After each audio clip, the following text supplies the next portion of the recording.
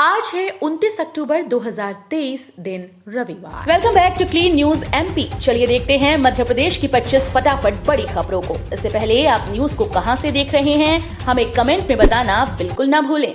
साथ ही हमारे Facebook page को भी फॉलो करें। फेसबुक पेज का लिंक डिस्क्रिप्शन में दिया गया है।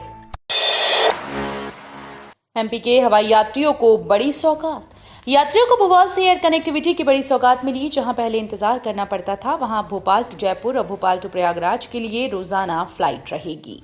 बता दें कि airport authority of India winter ने शेड्यूल को अप्रूव किया। वहीं भोपाल से कोलकाता और पुणे के लिए शेड्यूल में जगह न मिलने की वजह से यहां के लिए फ्लाइट नहीं हो सकी। एमपी चुनाव के नए सर्वे ने मामा को दी टेंशन। मध्य प्रदेश में होने वाले विधानसभा चुनाव से पहले मीडिया ने एक चुनावी सर्वे किया। सर्वे के अनुसार इस बार राज्य में चौंकाने वाले नतीजे आ सकते हैं। सर्वे में बीजेपी को करारी शिकस्त मिलती दिख रही है। कांग्रेस सूबे में सबसे बड़ी पार्टी बन सकती है।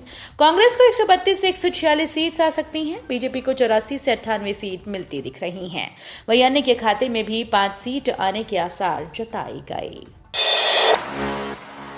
इंदौर में लगे राम मंदिर वाले होर्डिंग, सीसी में शिकायत। एमपी के विधानसभा चुनाव में राम मंदिर की एंट्री हो गई है। इंदौर में लगे राम मंदिर वाले होर्डिंग्स को हटाने को लेकर कांग्रेस नेता राकेश सिंह यादव ने चुनाव आयोग से शिकायत की। उन्होंने शिकायती पत्र में लिखा कि भाजपा द्वारा निर्माणाधीन राम मंदिर के चित्र का दुरुपयोग कर विधानसभा चुनाव में आदर्श आचार संहिता का उल्लंघन किया गया।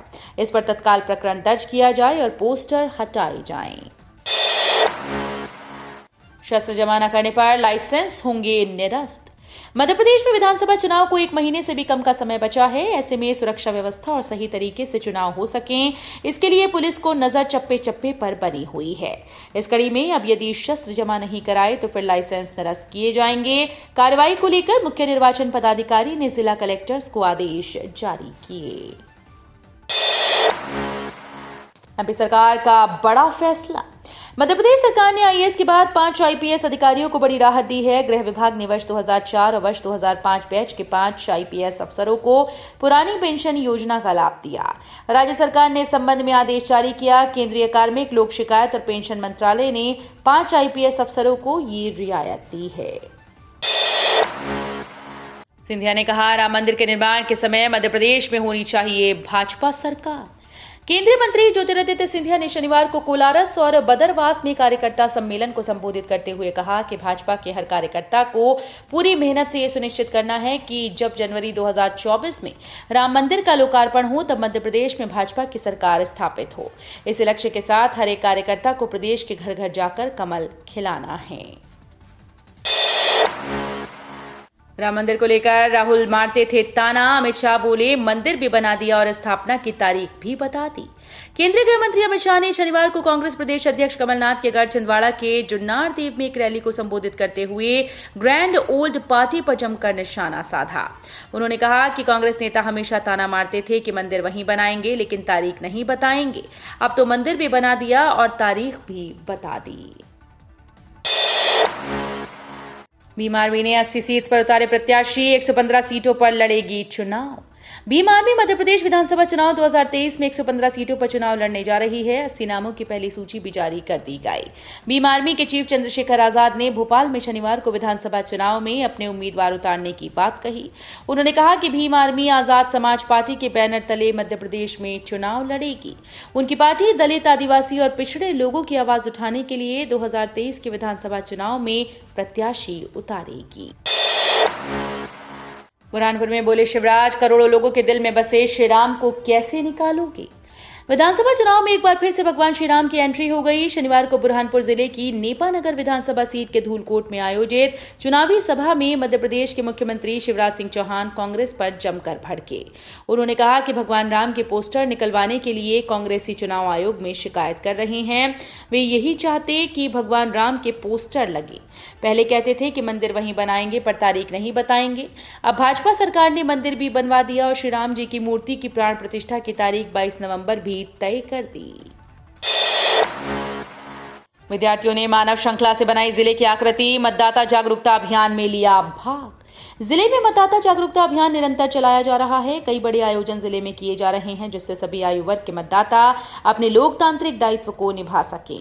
मतदाताओं को मतदान के प्रति जागरूक करने के लिए शनिवार को जिला मुख्यालय अनूपपुर के एकलव्य आवासीय विद्यालय प्रांगण में विद्यालयीन छात्रों, शिक्षकों और प्रशासनिक अधिकारियों की उपस्थिति में अनूपपुर जिले के तीनों विधानसभा क्षेत्रों को प्रदर्शित करते हुए जिले का नक्शे की मानव श्रृंखला बनाई गई और जिले के विधानसभा क्षेत्र कोतमा, अनूपपुर, पुष्पराजगढ़ व भारत निर्वाचन आयोग का लोगो रंगोली के माध्यम से सजाया गया था। उत्तरी हवाओं से बढ़ी सिहरन, 12 शहरों में पारा 15 डिग्री के नीचे पहुंचा।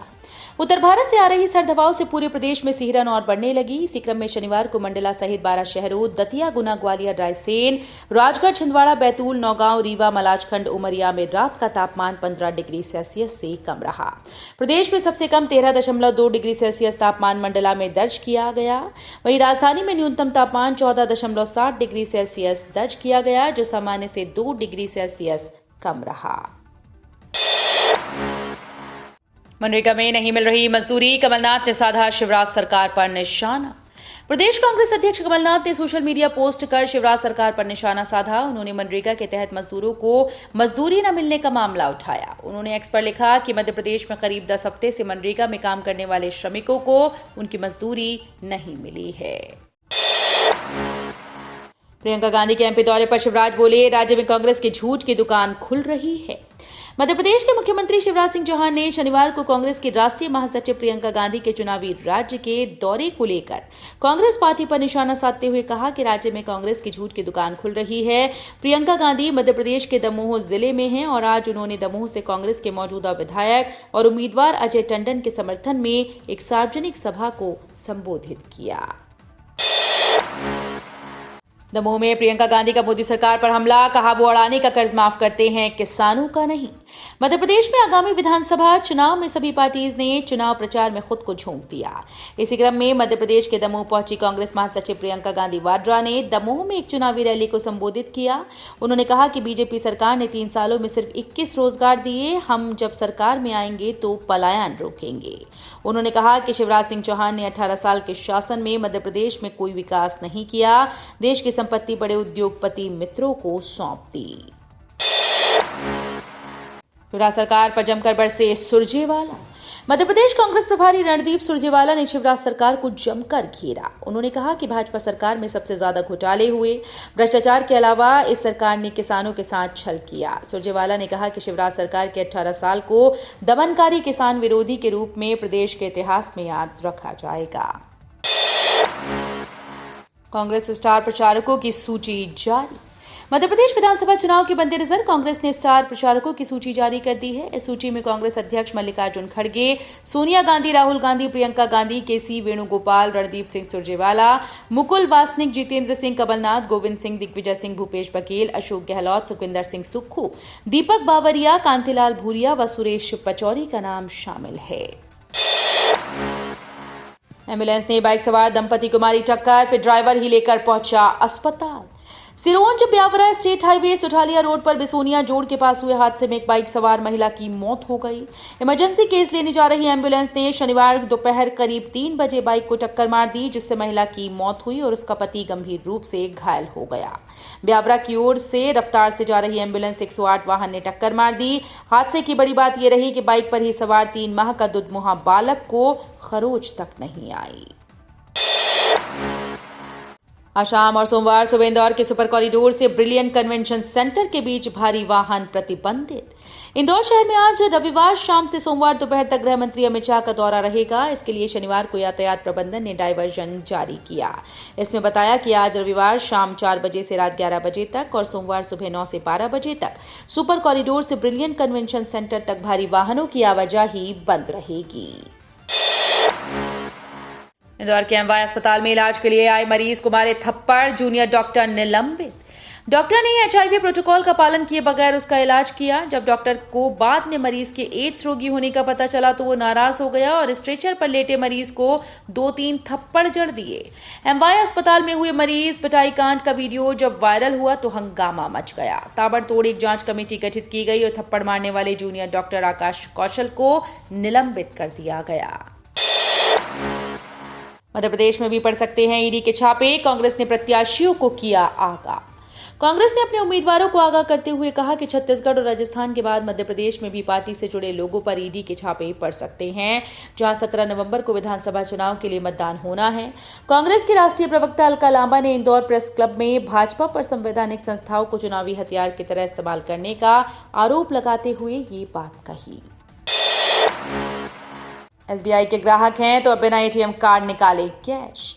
भारत में यूपीआई के जरिए सबसे ज्यादा पसंद किया जाता है, लेकिन आज भी कई कामों में डिजिटल पेमेंट की जगह कैश की आवश्यकता पड़ती है।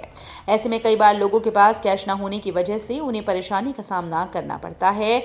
ऑनलाइन पेमेंट के चलन होने के बाद लोग अपने साथ कैश लेकर नहीं चलते हैं। ऐसे में हम एटीएम से कैश तो आसानी से निकाल सकते हैं, पर एटीएम कार्ड पास न होने पर हमारी परेशानी बढ़ जाती है।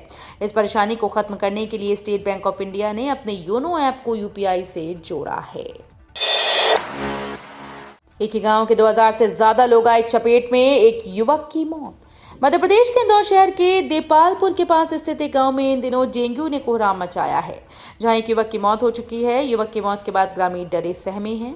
करीब 1500 से 2000 लोग अब डेंगू और बुखार की चपेट में आ चुके हैं। इलाज के लिए करोड़ों रुपए खर्च हो चुके हैं, उसके बाद भी ग्रामीण स्वस्थ नहीं हो रहे। अब एहतियात के तौर पर स्वास्थ्य विभाग की टीम गाँव में फॉगिंग के साथ साथ दवाई का छिड़काव करवा रही है। ब्लू या येलो चुनने पर धोनी के जवाब ने जीत लिया दिल। हाल ही में कार्यक्रम के दौरान एमएस धोनी से एक फैन ने सवाल किया कि अगर ब्लू या येलो में से किसी एक को चुनना हो तो आप किसे चुनेंगे। इस पर धोनी के जवाब ने दिल जीत लिया। उन्होंने कहा, 100% मैं ब्लू को चुनाव करूंगा, क्योंकि मैं जानता हूं कि जिन्हें येलो पसंद है वे ब्लू पर कभी सवाल नहीं उठाएंगे। बीयू में विरोध प्रदर्शन, मेस में खाना नहीं मिलने के आक्रोशित छात्रों ने रात में किया कुलपति के बंगले का घेराव। बरकतउल्लाह विश्वविद्यालय के छात्रावासों में सीनियर व जूनियर विद्यार्थियों को अलग अलग रखने का कुलपति का फरमान भारी पड़ रहा है। जब विद्यार्थियों ने इस आदेश को नहीं माना तो विश्वविद्यालय प्रशासन ने उनके मेस और पानी सप्लाई को बंद कर दिया। अब इससे परेशान होकर मुंशी प्रेमचंद और जवाहर छात्रावास में रहने वाले करीब 200 विद्यार्थी कुलपति एसके जैन के बंगले का घेराव करने पहुंच गए। भालूशेर के केज में लगेगा हीटर, शीत निद्रा में जाएंगे अजगर और कोबरा। शहर में अब रात का तापमान गिरने लगा है। हवा का रुख बदलने के कारण ठंडक दस्तक दे रही है। ऐसे में फूलबाग स्थित गांधी प्राणी उद्यान में वन्य प्राणियों को सर्दी से बचाने के लिए इंतजाम शुरू हो गए हैं।